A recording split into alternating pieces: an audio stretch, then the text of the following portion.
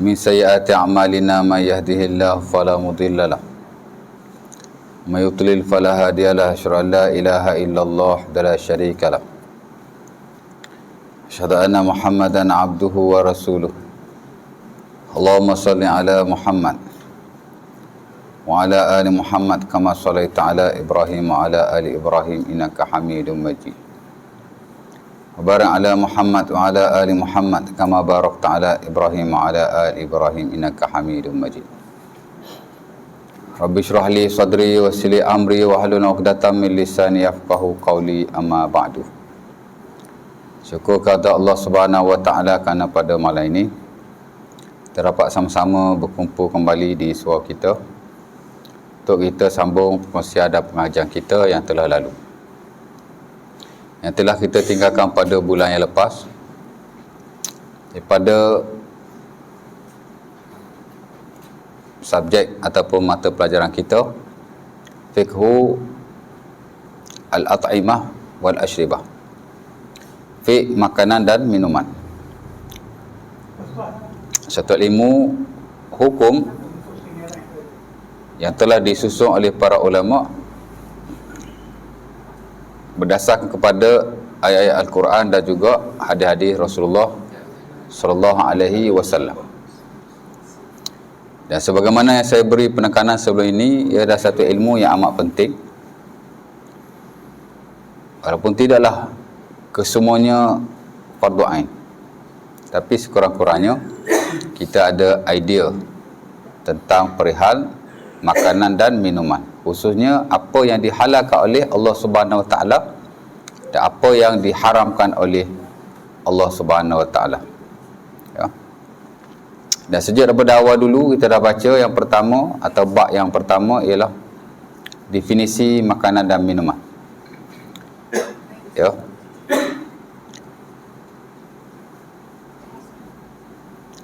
Kemudian kita dah masuk tajuk atau bab yang kedua ialah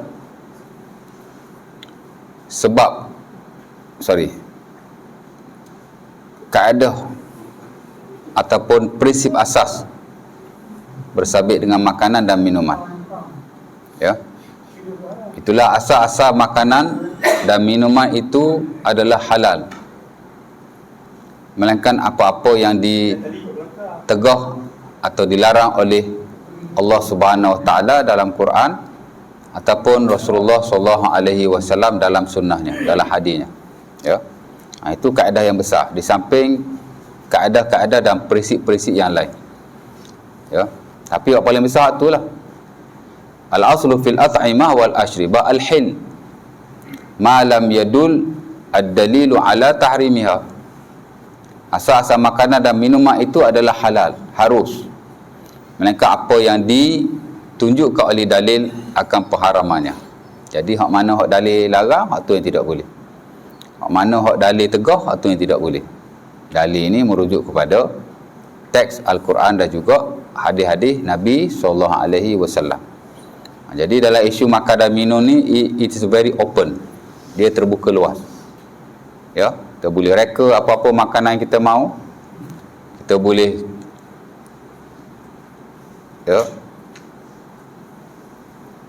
innovate ataupun nak inovasi apa-apa, that is okay. Ya. Kemudian kita dah masuk bab yang ketiga, itulah bab sebab-sebab kenapa Allah Subhanahu Wa Taala atau Rasulullah melarang suatu makanan. Tadi kata asas makanan itu harus, melainkan apa yang dilarang. Jadi kenapa ia dilarang? Ya, dan saya dah kongsikan 4 sebab yang utama. Pertama ialah kerana kenajisan. Ya. Min asbabi tahrimit ta'am wasyarab an-najasah. Antara sebab kenapa dilarang, diharamkan makanan dan minuman ialah kerana kenajisan. Benda tu, kalau benda tu najis, tak boleh lah. Ya.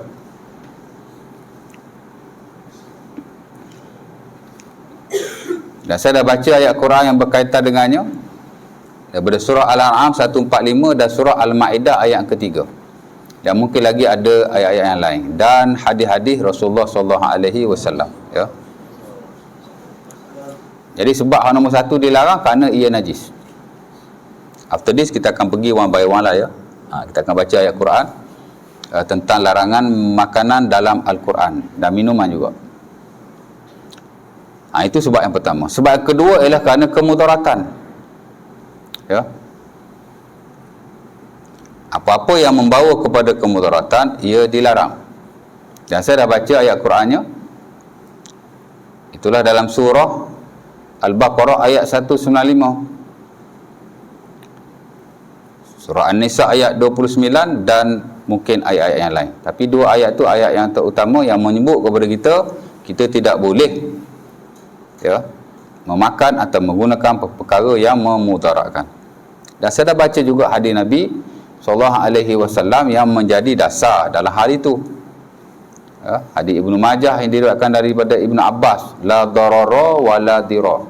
Siap bagi contoh lagi. Ya. Tidak ada perkara yang memudaratkan diri sendiri dan memudaratkan orang lain. Mudarat diri sendiri tak boleh, mudarat orang lain pun tidak boleh. Ya. Dan kita dah kongsi cara panjang lebar. Sebab yang ketiga ialah kejijikan. Sebab yang ketiga ialah kejijikan. Benda jijik ni confirm ataupun sebagai besar daripadanya ada dilarang. Ya. Hak mula-mula tadi benda tu najis ataupun benda tu dia tak najis, dia makan najis. Tak boleh juga saya tak sebut tadi, tapi dulu kita dah hurai. Kenapa kita tak boleh makan burung gagak? Pasal dia makan bangkai. Burung gagak tu burung macam burung yang lain, tapi dengan sebab dia makan benda najis, tak boleh lah. Ya. Kalau benda tu najis pun tak boleh. Ni benda tu bukan najis, tapi dia pergi makan benda yang tidak najis. Dia pergi makan benda yang najis. Hatta ayam kita, itik kita kalau makan najis pun boleh makan. Boleh, tapi kena kurung dulu 3 hari bagi dia makanan yang baik-baik. Kalau lembu 40 hari, kalau kambing seminggu. Ya. Itu hak mula-mula tadi kan. Kenajisan, kemudian kemudaratan, yang ketiga kejijikan. Kalau dia jijik lah ya. Biawak pasal apa kita tak boleh makan? Pasal dia makan bangkai.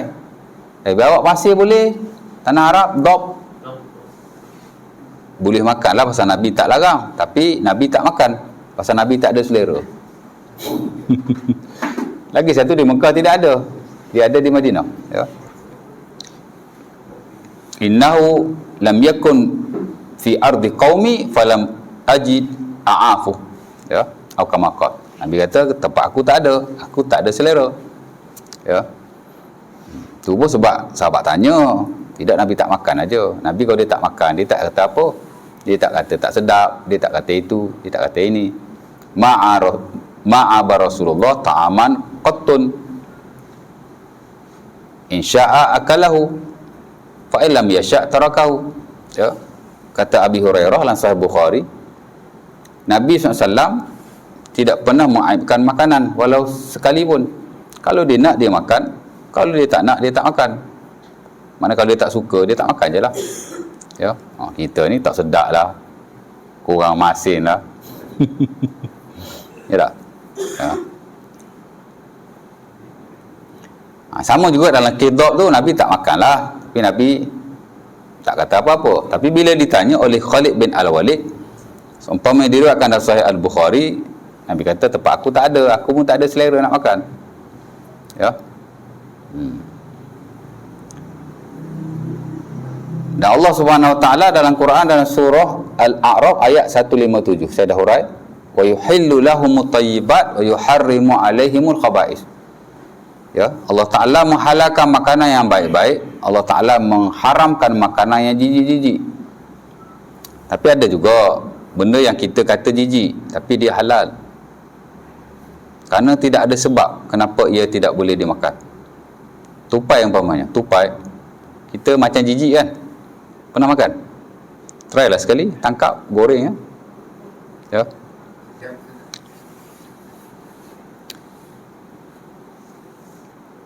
Pasal apa boleh? Kerana dia tak makan benda merepek. Dia pun tak adalah jijik sangat pun, sebab kita tak biasa makan.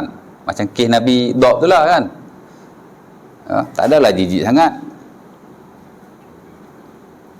Beza dengan biawak kita tuan-tuan, betul tak ya.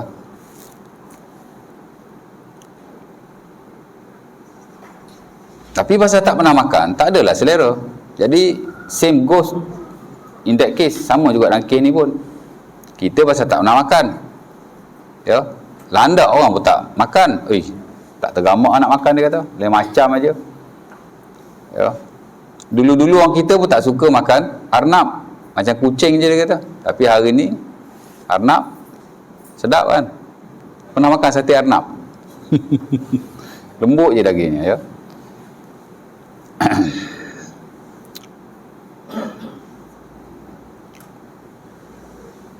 Jadi boleh tupai dia makan buah, okey je. Fatwa kita kata boleh. Wilayah dulu Dr. Zul dikeluarkan fatwa. Tupai ni dia kata ada khilaf, tapi pendapat yang betul ialah boleh dimakan kerana ia tidak memakan perkara yang najis dan dia sendiri tidaklah jijik, ya. Dia macam haiwan-haiwan yang lain.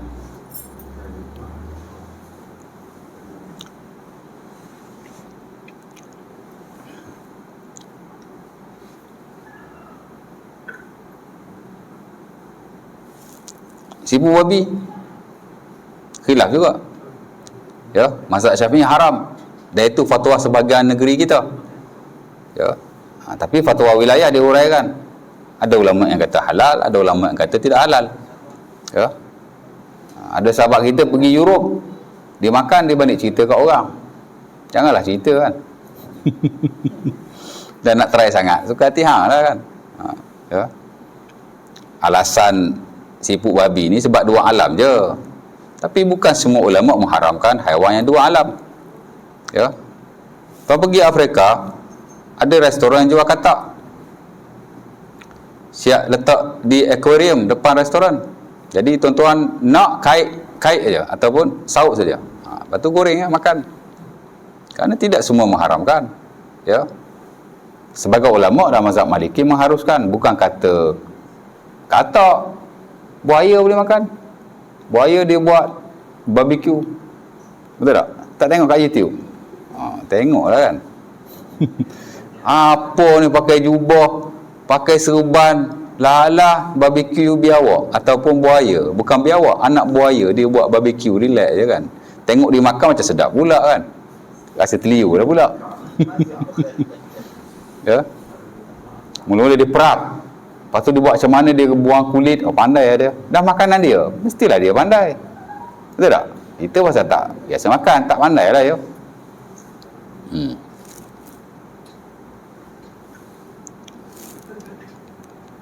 Ada seorang tu dia mengajar di surau.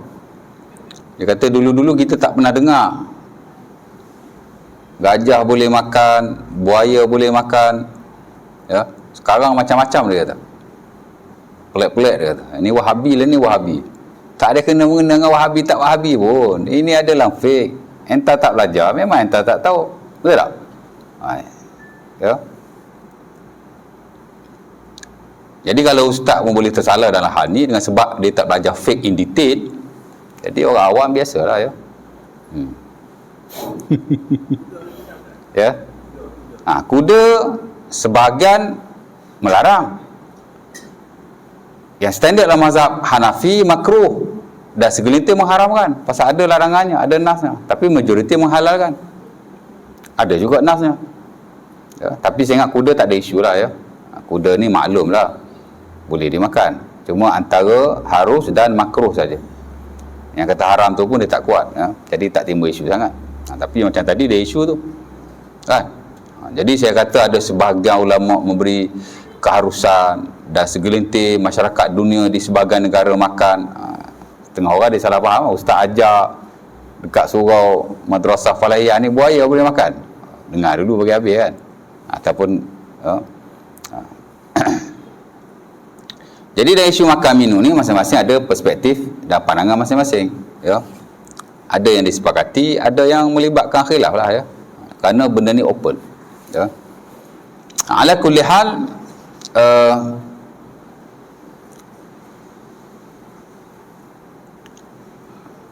benda yang jijik ni biasanya tak boleh lah. Tapi kalau yang tak jijik, dia is okay, ya. Dan ulama pula khilaf jijik, sebagian kata di kalangan orang Arab saja. Kalau orang Arab jijik haram, kalau orang Arab kata tak jijik tak haram. Dan sebagian kata ia tidak tertentu kepada orang Arab, melihat kepada situasi ataupun masyarakat tu sendiri. Kalau kita kata jijik, maka ia jijik lah. Tapi nak tengok lah ya, kita kena rujuk fatwa-fatwa ataupun pendapat semasa. Sebab kadang-kadang kita kata jijik, dia tak jijik pun ya. Atas saya sendiri pun masih membaca, merujuk buku-buku karangan ulama-ulama semasa, termasuk ensiklopedia mausu'ah dalam bab makan dan minum. Dan of course lah kena rujuk juga fatwa-fatwa semasa ya. Pendapat-pendapat yang dikeluarkan oleh ulama-ulama kontemporari lah ya. Kalau nak diikutkan dalam buku-buku klasik mazhab Syafi'i, ketam haram ya. Saraton haram. Apa alasannya? Kerana haiwan-haiwan yang berada di laut yang menyerupai haiwan yang haram di darat, hukumnya haram. Bagi orang dulu, classical view, zaman-zaman dulu punya pendapat lah ya, ketam ni ialah kala laut. Jengking atau kala kat darat boleh makan ke? Tak boleh makan kan? Betul tak? Kau boleh makan? Tak boleh. Kerana dia haiwan yang memudaratkan. Kala, ular, berbisa ke tak berbisa ke, tak boleh makan. Sementara Nabi memang sebut. Hadis Aisyah dalam Sahih Bukhari, Nabi suruh bunuh. Kerana ia berbahaya. Di mana sahaja pada bila-bila masa. Haiwan yang Nabi suruh bunuh tak boleh makan. Antaranya ular dan kala. Memang confirm tak boleh makan. Ya. Haram. Ditegar dalam agama.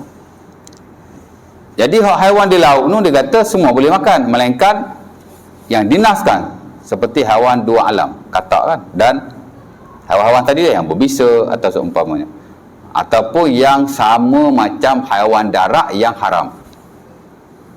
Ketam tu dia kala laut, kala darat haram. Jadi kala laut pun haram lah dia kata. Kala laut tu, saraton tu, ketam lah. Tuan-tuan boleh terima kata ketam haram? Boleh? Dulu okey, ada dalam buku klasik mazhab Syafi'i. Ya. Tapi selepas daripada itu, zaman-zaman yang terkemudian ni tak timbul isu lagi. Ya. Pasal apa ketam tak boleh makan? Bentuk je macam kala. Betul tak? Sama kan, dia ada spade, sama kan? Tapi dia tak mudarat. Dia pula sedap. Itu yang penting tu. Dan Rasulullah SAW memberi keringanan kepada haiwan di laut. Al-hillu maitatuhu, at-tahuru ma'uhu, al-hillu maitatuhu. Nabi kata laut ni air dia suci dan bangkai-bangkai yang ada di dalamnya adalah halal. Jadi termasuklah ketam tu. Jadi nak kata ketam ni haram dengan sebab dia macam kala darat tu tak kuat. Berbanding dengan nas yang diriwayatkan oleh Rasulullah SAW. Habis itu ulama dulu kenapa dia kata haram? Dia tak jumpa nas ke? Tak tahulah kan. Memang ada nas tu, tapi dia melihat dalam konteks dan perspektif yang lain. Dia ni kala laut, kala tak boleh makan. Macam tu lah cerita dia ya. Baik, balik pada yang tadi, yang menjijikkan. Berapa dah tu? 3 kan? Dan yang keempat, perkara yang memang disebut oleh Allah Subhanahu Wa Taala secara khusus dalam Quran, dan benar-benar disebut oleh Nabi SAW dalam hadisnya, memang yang tak boleh makan. Ya. Umpama apa yang Nabi suruh bunuh, tak boleh makan. Apa yang Nabi suruh bunuh? Ular, tak boleh makan. Kala, tak boleh makan. Apa lagi? Cicak, Nabi suruh bunuh, very good, tak boleh makan. Ya, bunuh cicak dapat pahala. Bunuh dengan sekali pukulan dapat 30 pahala atau 40 pahala. Kalau 2 kali pukulan, kurang lagi pahalanya. Kalau 3 kali pukulan, kurang lagi pahalanya. Walaupun disuruh bunuh, tapi janganlah menyakiti dia. Lepas getuk-getuk kan. Zalim kat haiwan, janganlah bagi bunuh terus. Pahala pun besar ya. Idza qataltum fa ahsinu al-qitlah. Memanglah Islam suruh bunuh, tapi kalau kamu bunuh, Nabi kata bunuh elok-elok. Biar dia mati one shot. Jangan bagi dia terseksa.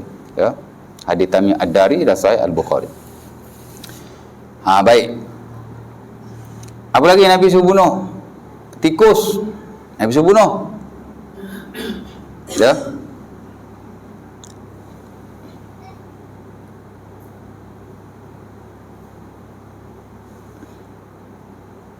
Jadi jangan segan silu untuk kita membunuh tikus. Ya.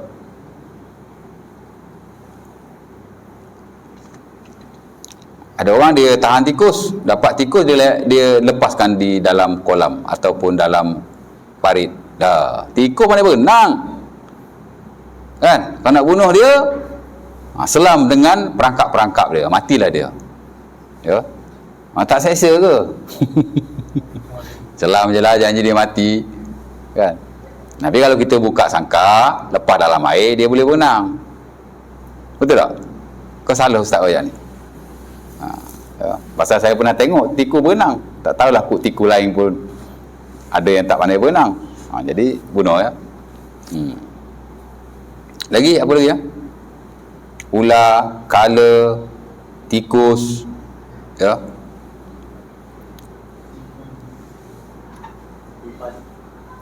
Lipan sama macam kala lah, ya. Kerana dia memudaratkan. Baik, apa lagi ya? Yang Nabi suruh bunuh kan? Ular, kala, apa nama tadi?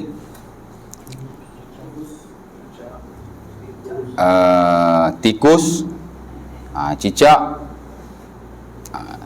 haiwan-haiwan yang seumpama ini, sama ada ia memudaratkan ataupun ia ni merosakkan. Ular dengan jengking tadi ataupun lipan tadi, pasal dia menyakitkan, dia ni memudaratkan. Siap-siap boleh mati tau. Betul tak? Satu lagi kerana ia merosakkan. Sebab tu Nabi sebut fawasik. Haiwan-haiwan ini termasuk ular dengan jengking jugalah ya. Dan tikus ya. Cicak dan seumpamanya, Nabi kata fawasik. Fawasik ni mana? Haiwan perosak. Dan tertakluk atau termasuk dalam konteks yang sama seperti lipas ya. Jadi jangan segan silulah nak bunuh lipas, nampak pijak je. Ya. Apa lagi? Jenis perosak-perosak ni lah, bunuh aja. Ya. Jadi hak ni memang tak boleh lah ya. Kerana dinaskan dalam hadis Nabi SAW. Sama juga benda yang Nabi larang bunuh, tak boleh makan juga. Antaranya katak Nabi larang bunuh, tak boleh makan lah. Dan alasan para ulama ialah kerana ia menjijikkan. Jijik kan? Ke tak jijik? Ada orang kalau katak datang dekat dia, dia lari. Saya sama, saya segan lah. Jijik dah tu kan? Bukan takut, segan. Macam tikus kan? Saya pun segan dengan tikus ni. Bukan segan malu, segan rasa jijik kan? Rasa geli. Ya. Katak pun sama ya. Katak ni selain ia menjijikkan, ia di dua alam. Itu antara alasan yang digunakan oleh sebahagian para ulama yang mengharamkannya, termasuk yang standard dalam mazhab Syafi'i. Jadi semua haiwan yang tinggal di dua alam, maka ia adalah haram. Macam biawak tadi kan, dah lah dua alam. Lepas tu jijik pula, confirm tak boleh ya. Makan bangkai pula, libatkan najis. Jadi bertindak-tindak, larangan di situ ya. Jadi kata tak boleh lah. Lagi yang Nabi larang bunuh, semut. Semut nahan Nabi an qatlin nahlah wan namlah. Ya. Nabi larang bunuh semut dan lebah. Semut jangan bunuh ya. Melainkan kalau dia ni memang boleh menyebabkan kita ni sakit ataupun seumpamanya, bolehlah bunuh kan. Tapi sebaik-baiknya jangan guna api. Orang tua dulu dia suka kalau dia nak halau semut kat pokok ke, kat depan rumah ke kan, semua ada buat sarang, dia bakar kertas, mana dia bakar dengan api ya. Api tak boleh. Walaupun ada sebagai ulama kata harus dan sebagai kata makruh, tapi saya ingat majoriti melarangnya. Kerana Nabi SAW sebutlah hadis Bukhari ataupun Muslim, la yu'azibu bin nari illa rabbun nar. Tidak boleh mengazabkan dengan api melainkan Tuhan kepada api. Allah saja yang boleh mengazab dengan api, orang lain tak boleh ya. Sebab itu Ali bin Abi Talib dia pernah membakar golongan-golongan yang muncul pada zamannya yang mengaku Tuhan, yad'unal ilahiyah. Dia mengaku Tuhan ataupun dia mengangkat tok guru dia, tok syekh dia sampai macam Tuhan. Dia mendakwa Tuhan. Macam itulah. Kan? Apa dia buat? Ali bakar. Ya. Dan bila diketahui oleh Ibn Abbas, bila berita itu sampai kepada beliau, dia kata, kalau aku tidak akan membunuh mereka dengan api. Kerana aku dengar Nabi kata, la yu'adzibu bin nari illa rabbun nar. Hadis itu diriwayatkan oleh beliau lah. Di samping sebagian sahabat yang lain. Dia yang kata, Nabi kata, tidak boleh mengazab dengan api melainkan Tuhan kepada api. Sebab tu kalau kita lihat, apa hukum memberi hukuman kepada orang yang seumpama itu? Boleh tak dengan api? Ulama khilaf lah di atas hadis itu. Ya. Jadi janganlah kita guna api kalau boleh. Ya. Gunalah reset ke, aerosol ke, buatlah apa-apa pun. Sama juga Ustaz, mati. Sama juga, api mati juga, aerosol pun mati juga. Ya. Memang sama-sama mati, tapi kalau boleh elakkan, ya. Melainkan jika ada keperluan-keperluan tertentu, hajat-hajat tertentu, ataupun tidak ada cara yang lain. Tebuan kalau boleh guna yang lain, guna. Tapi kalau tak ada pilihan, boleh menggunakan api. Ya. Samalah apa-apa pun, asal-asalnya tak boleh. Tapi kalau dah tak ada option atau pilihan yang lain, boleh je. Ya. Tapi ada orang dia halau tebuan, dia pakai aerosol tu je, spray aerosol je, tak guna api pun. Ya. Shell talk ke, syong bagi dia lari ya. Ya. Tapi kalau tebuan saya tak tahulah. Kalau lebok kita halau dia, tak lama dia buat balik tempat tu. Ya. Tadi sekolah saya dulu ada bomba datang settlekan lebah di situ. Lepas tu buat balik kat situ. Saya pun tak tahu pasal apa dia suka buat tempat yang sama. Ya. Mungkin dia ada tempat yang dia suka lah ya. Baik. Jadi semut tak boleh lah. Semut merayap kat badan kita kan. Kayaknya. Ya. Walaupun tidaklah haram di sisi majoriti. Mereka hanya memakruhkan sahaja. Tapi sebaik-baiknya jangan. Kerana ia tetap haiwan yang ada nyawanya ya. Sementara ia dilarang oleh Nabi SAW. Saya kalau semut merayap je, saya ambil, saya lempar je. Ya. Jadi janganlah dibunuh. Tapi sebab kita tak tahu. Ya. Jadi kalau semut merayap, kita ambil, kita lempar, dapat pahala. Kerana kita telah taat kepada perintah Rasulullah SAW. Nabi larang bunuh semut. Jadi kita tak bunuh, dapat pahala. Ya. Dan begitu juga dengan lebah. Ya. Lebah masuk rumah kita tuan-tuan, seko halau lah. Jangan bunuh dia. Kalau boleh lah ya. Kecuali kalau tak ada pilihan, terpaksa bunuh juga. Dah halau-halau tak keluar. Halau-halau tak keluar. Ini kalau dibiarkan, digigitnya kita pula. Bunuh lah. Ya. Tapi kalau nak bunuh saja-saja, tidak digalakkan. Malah dimakruhkan oleh majoriti para ulama dan segelintirnya mengharamkan. Kerana ada larangan khusus daripada Rasulullah SAW. Ya. Apa lagi yang Nabi larang? Ya. Apa? Semut. Kalau bisa boleh bunuh lah. Kalau bisa boleh bunuh ya. Ini semut-semut yang biasa ya.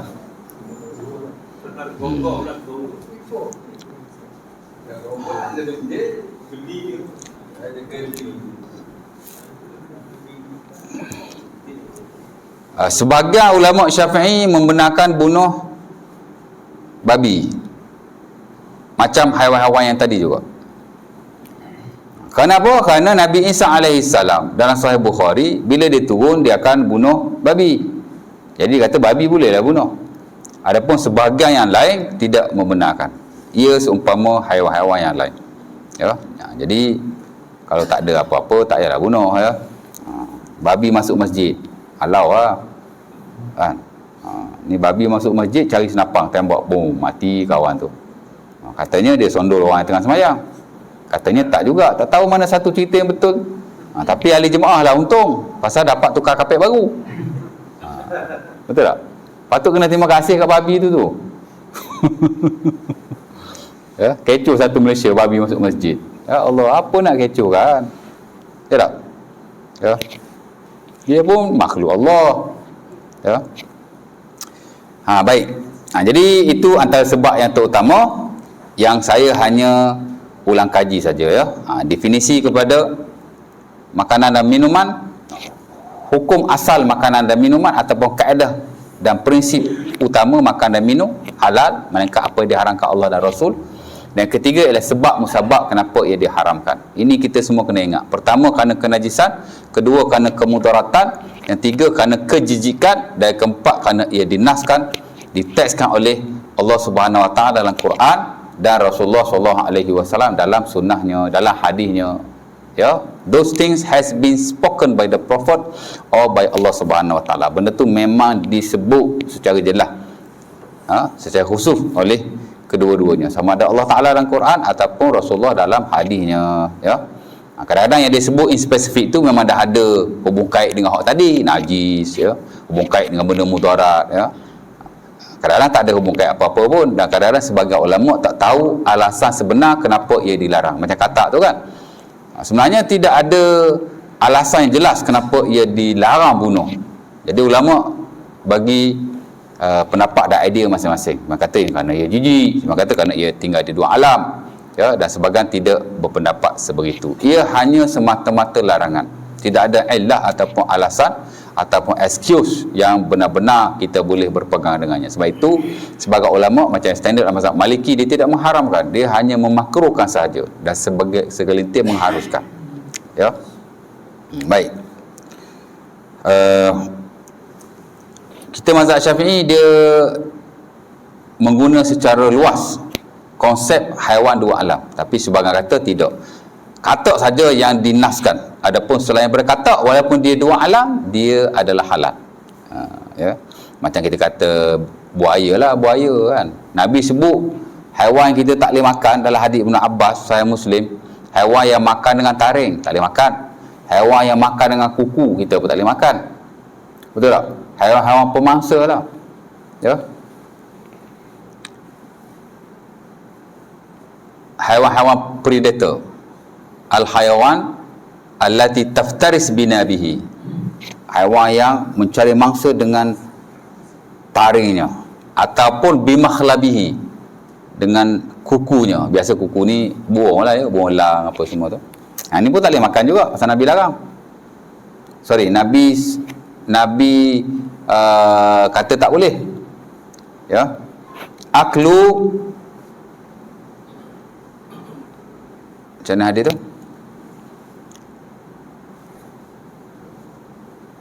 Kullu zinabin akluhu haram. Hadis Ibn Abbas dan Sahih Muslim, memakan haiwan yang mencari mangsa dengan kukunya adalah haram. Ya.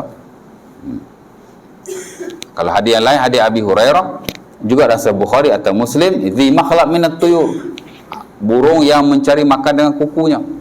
Ala kulli hal, hak jenis makan haiwan lain dengan taring dengan kuku tak boleh. Ya. Jadi kalau buaya contohnya, dia dah lah jijik, makan pula bangkai buaya ni, betul tak? Lepas tu dua alam pula tu, lepas tu makan taring pula, kuku dia pun boleh tahan tu. Jadi bertindak-tindak di situ. Sebab tu majoriti kata haram. Tapi dengan sebab dia hidup di dalam air, ya, maka sebagian ulama kata tak terpakai hak tu. Haiwan yang hidup di dalam air, walaupun dia dua alam, dia mengharuskan. Hadis hak tadilah, dia pakai hadis tadi, wa tahuru ma'uhu al-hillu maitatu. Jadi bagi dia strong lah tu. Bagi kita tak strong kan. Dan majoriti ulama yang lain. Jadi masing-masing ada perspektif masing-masing. Cuma kita berkongsi, mentang-mentang kita dah belajar fiqh makan dan minum, kita bagilah idea yang sedikit luas, supaya kita ada kepahaman yang jelas. Ya. Apa? Siput dan siput. Siput. Dekat jari tu hidup. Siput boleh. Macam tadilah siput babi kan. Nama je babi. Tapi dia siput. Ya. Nama tak ada apa-apa. Nama kan. Ni tulis je. Air minuman. Drinking water. Tiba-tiba kat dalam ada tau. Boleh minum lah. Pasal nama dia air mineral kan. Minum je lah. Nama tak ada apa-apa. Ya. La musyahata fil istilah. Nama tak ada apa. Yang penting dalam tu apa? Macam tadilah siput babi, nama je kita yang panggil siput babi.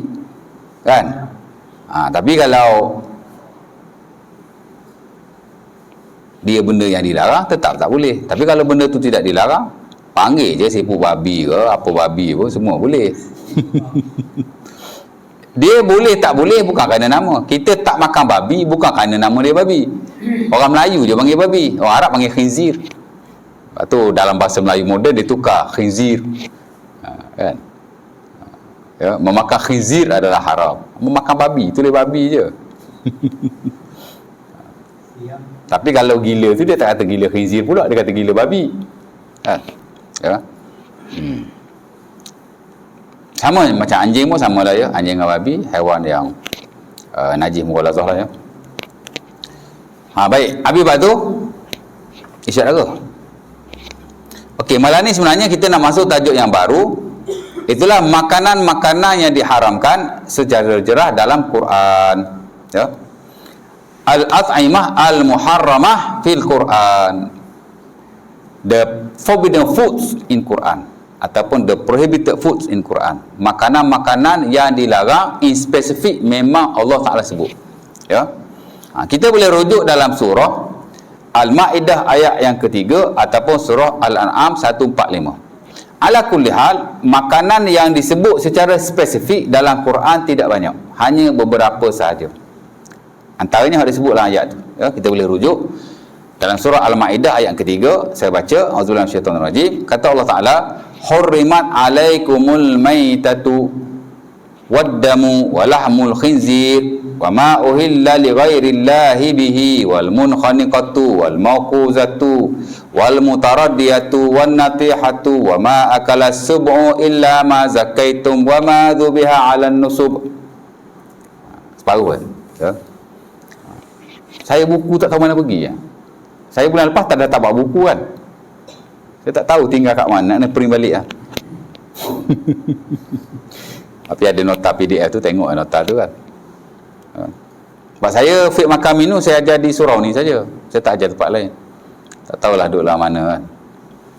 Tak apalah, cari-cari nak sembahyang maghrib dia tak ada. Mana pergi, ingat bulan lepas aku dah tak bawa kot. Ya. Itu surah Al-Ma'idah ayat yang ketiga. Allah Ta'ala mention very clearly and very specifically. Makna Allah Ta'ala sebut dengan jelas dan spesifik apa yang tak boleh. Ya. Ayat yang sama atau lebih kurang sama dalam surah yang lain, Al-An'am 145. Ya. Kata Allah Ta'ala, "Qul la ajidu fima uhiya ilayya muharraman ala ta'imin yat'amuhu illa maitatan au daman masfuhan au lahma khinzir fa innahu ridsun." Ya, separuh ada lagi ayat tu ya. Ala kulli hal, Allah Taala kata, "Hurrimat alaikumul maitah." Diharamkan ke atas kamu bangkai. Dan surah Al-Ma'idah yang ketiga. Ya. Ayat mula-mula saya baca tadi. Hurrimat alaikumul maitah. Diharamkan ke atas kamu. Nombor satu kata Allah, al-maitah, bangkai. Ya. Sama juga dengan surah Al-An'am tadi. Qul la ajidu fi ma uhiya ilayya muharraman ala ta'imin yat'amuhu illa maitatan. Sama juga. Allah Ta'ala kata, katakanlah wahai Muhammad, tidaklah apa-apa yang diwahyukan kepadaku itu haram ke atas orang yang memakan, melainkan maitatan, bangkai. Jadi ayat Al-Ma'idah pun Allah Ta'ala sebut bangkai, ayat ni pun Allah Ta'ala sebut bangkai. Ayat ni asaslah dalam hal tu. Mungkinlah ada ayat yang lain, Allah Ta'ala alam. Tapi dua ayat ni memang kita ingat. Allah Ta'ala sebut very clearly, very specifically al-maitah, bangkai. Ya. Apa maksud bangkai? Saya dah hurai kuliah yang lalu, bangkai ni ialah haiwan yang mati tidak secara syarak. Ya. Ataupun boleh juga kita kata haiwan yang mati tanpa sembelihan yang disahkan oleh syarak. Ya. Al-hayawanul ladzi mata ala hatfi anfih au bi ghairi zakatin syar'iyyah. Itu definisi dia dalam buku-buku fiqh. Haiwan yang mati tanpa sembelihan secara sah dalam syarak. Secara syarak ni merujuk kepada, pertama of course lah haiwan tu mestilah haiwan yang halal, dan haiwan tu mesti haiwan yang hidup.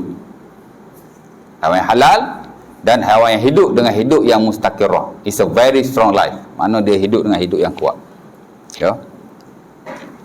Kalau kita sembelih haiwan yang tidak halal, ambil biawak sembelih, halal lah? Tak halal. Pasal haiwan tu haiwan yang tidak halal. Dia mesti haiwan yang halal dimakan, baru kita boleh sembelih. Ayam, kambing, itik, lembu, dob, tupai, buaya. Bagi depa makan buaya lah, dia sembelih dulu tu. Jangan kata dia tak sembelih mentang-mentang buaya kan. Dia sembelih. Tapi kalau dia tak sembelih pun, mungkin dia ikut hak kata haiwan laut ni tak payah sembelih. Allah Ta'ala lah, kita pun tak kaji in detail hukum depa. Tapi begitulah nak cerita. Haiwan mesti halal nombor satu sekali. Ya. Kalau haiwan tu tak halal, sembelih pun tak boleh. Umpama yang diriwayatkan dalam Sahih Bukhari daripada siapa tu? Saya tak ingat. Dia sembelih hemar. Apa hemar? Keldai. Bahasa Melayu ni hemar pun keldai, barol pun keldai. Banyak ada beza tu. Hemar memang keldai. Barol keldai kahwin dengan kuda, keluar anak. Kan? Fizikal macam kuda tapi dia kecil. Itu dia panggil barol. Tapi orang Melayu kalau kita tengok, hemar pun dia panggil keldai, barol pun dia panggil keldai. Maknanya dia ada beza sikit ya.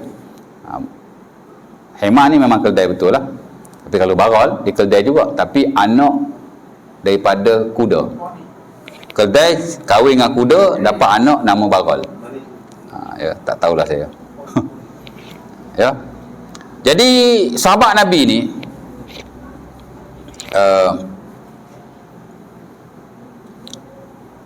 hadis Salamah bin Aqwa. Ya. Dia sembelih keldai. Kedai kampung. Kalau kedai lautan tak apa, kedai liar diharuskan. Ada nasnya. Tapi kalau kedai kampung haram. Diharamkan ketika pembukaan Mekah. Nabi larang. Ya. Jadi depa sembelih. Depa tak tahu benda tu dah tak boleh makan. Nabi datang, Nabi tanya, apa ni?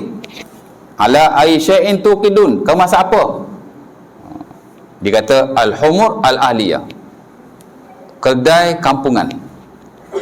Maka Nabi kata huwa haram, ia adalah haram. Jadi depa pun buang. Padahal dah sembelih tu.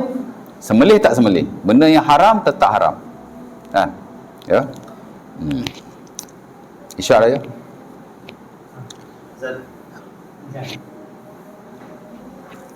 Dan mesti haiwan yang hidup. Lembu kena langgar, cepat-cepat kita sembelih. Boleh. Sekira-kira keluar darah yang memancuk-mancuk dan kaki dia lepas sembelih kan. Tapi kalau kita sembelih, darah pun keluar meleleh, kaki pun dah tak tendang-tendang, dia mati kerana dilanggar, maka tidak boleh. Ya.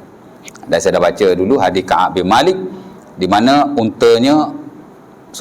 kambingnya hampir mati, disembelih oleh hamba perempuannya, lantas diizinkan oleh Nabi SAW untuk memakannya, walaupun dia syatan mauta, kambing yang sudah hampir mati, dia sakit nak mati lolor, tapi okey.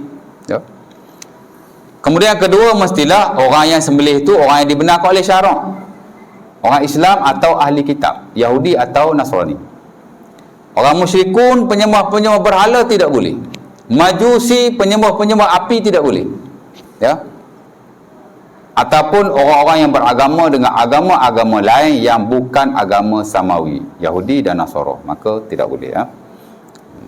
Tak ada syarat lelaki atau wanita. Isteri kita pun kita boleh latih menyembelih haiwan. Tak ada syarat balik atau tidak balik. Anak kita hak umur 7 tahun, 5 tahun, 6 tahun pun boleh sembelih. Cuma ulama khilaf mumayyiz tu. Kalau bawah 3 tahun boleh tak boleh, tu ulama khilaf. Biasa kalau bawah 3 tahun pun mana reti sembelih ya tak? Saya ingat tak ada isu sangat ya.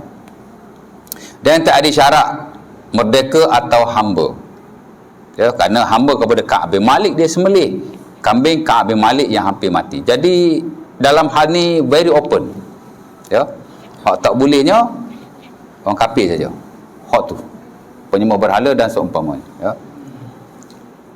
Dan yang ketiga of course lah alat yang boleh digunakan. Hak tak boleh dua saja. Kuku atau tulang. Ambil tulang asal-asal bagi tajam sembelih tak boleh. Haram. Dan haiwan tu menjadi tidak halal.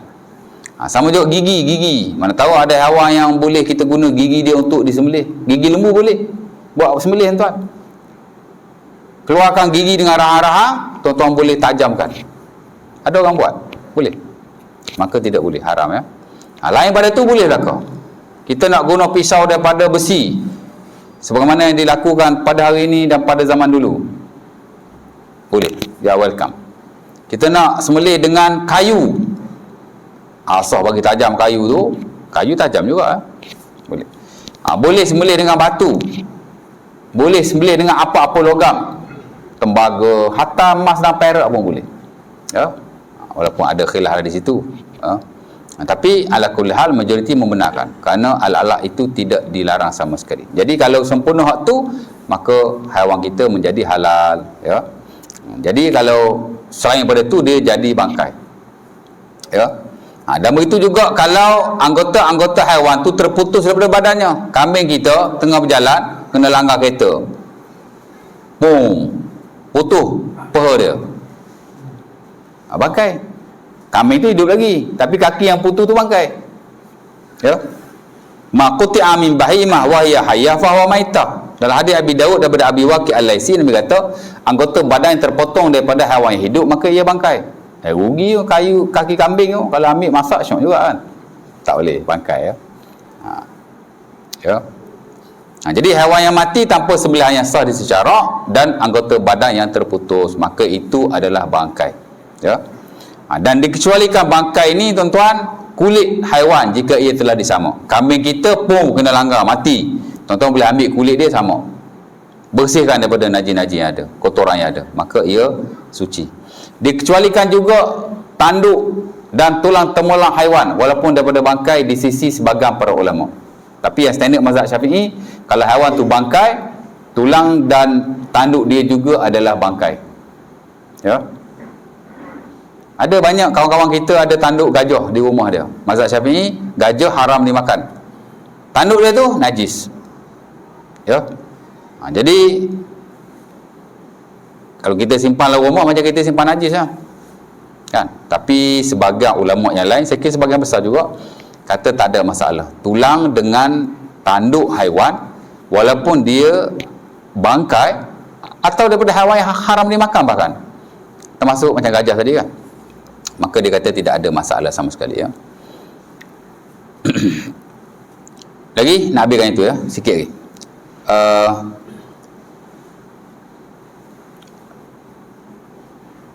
Susu haiwan. Lembu kita mati tengah mengandung. Ya. Anak dia hidup. Mana tahu kan, tengah-tengah mati terberanak, anak hidup. Okey. Tapi kalau dia mati, anak dia pun mati, bangkailah. Ya. Tapi kalau kita sembelih ibu, anak dalam perut, anak tu sudah dikira disembelih. Bila kita sembelih mak, anak pun kira sembelih juga. Kalau kita sembelih kambing hak bunting lah. Ada orang kata, ustaz, kalau kambing bunting kita tak boleh bunuh kita tak boleh sembelih sebab nanti anak dia mati lah. Kita sembelih mak dia, anak dia sudah dikira disembelih juga. Ya. Tapi sebaik-baiknya tak payahlah, tunggulah dia keluar dulu baru sembelih ya. Tapi kalau mak dia mati, bangkai, anak dia pun ikut sama, jadi bangkai. Melainkan susunya. Lembu kita mati, dia baru lepas beranak, ada susu kan. Tuan-tuan boleh perah susu dia, perah minum. Kerana susu kerana susu haiwan yang bangkai, sebagian ulama kata suci. Ya. Kerana tidak ada dalil yang menyatakan ia ada najis. Adalah khilaf di situ. Tapi ala kulli hal, kita belajar fiqh makan dan minum, majoriti para ulama mengatakan ia adalah suci, termasuk yang standard dalam mazhab Syafi'i. Ya. Lagi 3 kan dikecualikan. Belalang, bangkai, tapi dikecualikan. Pasal Nabi makan bangkai belalang daripada sahabatnya ketika peperangan. Ada 6 atau 7 peperangan. Lagi ikan, bangkai. Ya. Tapi ia boleh makan kerana ia haiwan laut, haiwan di air. Dan keseluruhan badan haiwan laut juga termasuk ikan yang darah dia, perut dia juga adalah suci. Ya. Yang standard mazhab Syafi'i najis. Tapi yang difatwakan oleh negara kita, sebagai negeri, hatta JAKIM pun dikata dimaafkan, makna tidak najis. Terutama melibatkan industri yang besar-besar. Kerana banyak ikan-ikan yang diproses di kilang tidak dibasuh betul-betul darah dan perutnya. Kadang-kadang dia proses sekaligus saja. Ya. Jadi tak ada masalah. Tapi kalau kita makan kat rumah, basuh elok-elok ya. Lagi satu lagi, haiwan yang kecil-kecil. Ya. Nyamuk tak dianggap bangkai, lalat tak dianggap bangkai. Hatta cicak, tikus, kalau dia bangkai sekalipun, dia bukan najis. Kalau kita semayang, tiba-tiba dalam poket kita ada cicak mati, lah qada baliklah semayang kita, tak payah. Kerana ia bangkai yang dimaafkan. Bangkai jugalah ya. Hatta kalau tikus pun, tikus. Ya. Mana tahu kokok semayang tengok dalam poket baju ada tikus. Tikus mungkin tak ada lah kot, anak tikus kan. Ya. Tak apa ya. Walaupun ada khilaf lagi. Tapi sebagian beri keresahan. Dan yang ketujuh, tidak dikira bangkai juga adalah bangkai manusia. Tak kisahlah. Ya. Macam mana cara dia mati pun, tapi ia tidak najis. Bangkai juga, kita ni bangkai juga kalau mati, kerana ia dipanggil oleh Nabi SAW sebagai bangkai. Umpama dalam hadis Abi Daud daripada Talha bin Al-Bara, Nabi kata, la yanbaghi li jifati muslim an tuhbas baina zahranai ahlihi. Tidak sepatutnya bangkai seseorang muslim ditahan di sisi ahli keluarganya. Maksudnya kena segerakan pengkebumiannya. Sebab itu An-Nawawi rahimahullah dalam Riyadhus Shalihin, dalam bab menyegerakan jenazah, ada 2 bab. Pertama, al-isra' bil janazah, kena cepat-cepat uruskan jenazah. Yang kedua, al-mubadarah ila tajhizihi. Yang kedua ialah kena laju-laju ataupun cepat-cepat bersegera dalam menguruskannya. Sampai Nawawi buat 2 bab tu. Kerana melamat-lamatkan jenazah tidak hanya berlaku pada zaman kita, zaman dia pun kan. Macam-macam dia buat kan. Tahan jenazah itulah, buat balik kampung lah, itulah inilah, akhirnya lambat ya. Jadi itu kena penting juga. Saya tuan-tuan, personally ya, last saya ada 13 wasiat saya pada isteri saya kalau saya meninggal. Tuan-tuan ada wasiat? Oh, nanti nak pergi lawyer, nak bagi wasiat duit ustaz. Tak payah duit, tak payah lawyer, wasiat sendiri je. Ambil kertas, ambil pen, tulis. Nombor 1, bini kita kena buat apa. Nombor 2, bini kita kena buat apa. Nombor 3, bini kena buat apa. Saya sampai 13. Cuma saya note lah di situ. Kalau ada kemuskilan, dia nak kena call siapa. Pertama, call sahabat saya lawyer tu lah ya, Saipul. Yang kedua, call sahabat saya yang master bab faraid, kalau isteri saya tidak jelas atau ada kemuskilan. Tapi saya dah ajar bini saya one by one. Harta-harta saya tinggalkan. Macam banyak sangat harta tu.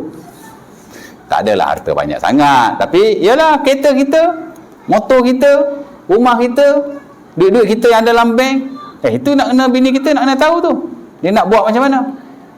Ya, kita kena amanahkan isteri kita. Dia pemegang amanah tau. Jangan dia solat seorang. Macam duit-duit kita dalam KSP, taruh penama kan. Ingat penama punya ke? Tak, penama hanya penanggung wasiat saja. Dia kena ambil duit tu, dia kena agihkan kepada waris-waris. Bukan dia ambil mentang-mentang dia penama. Ini banyak berlaku.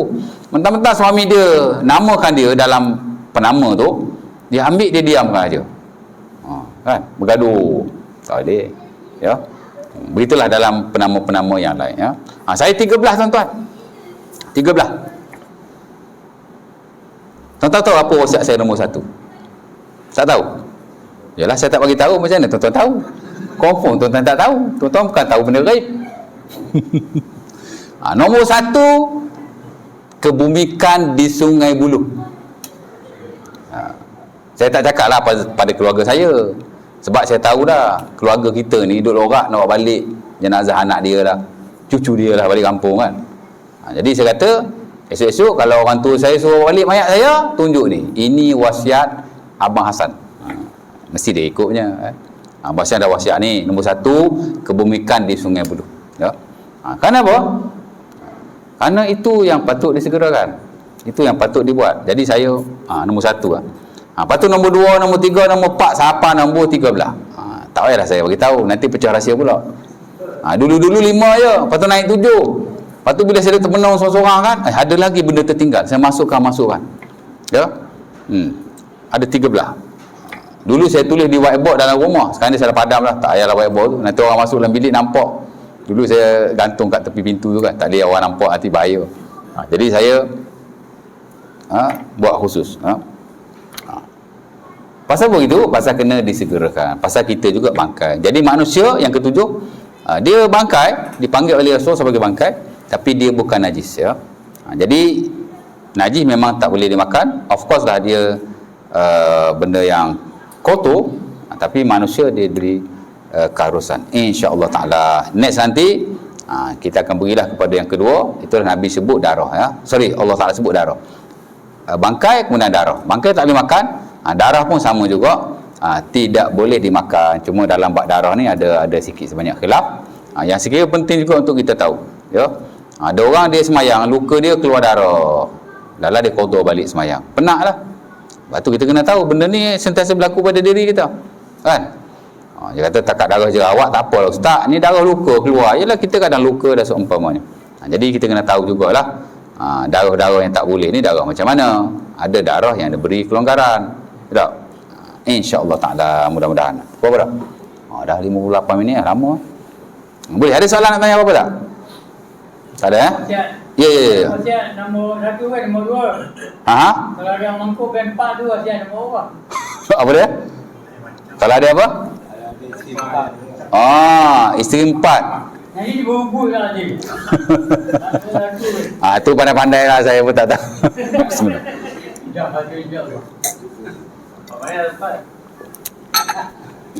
Tapi untuk wasiat ni, ini macam tu lah ya, isteri sampai 2, sampai 3, sampai 4. Lebih baik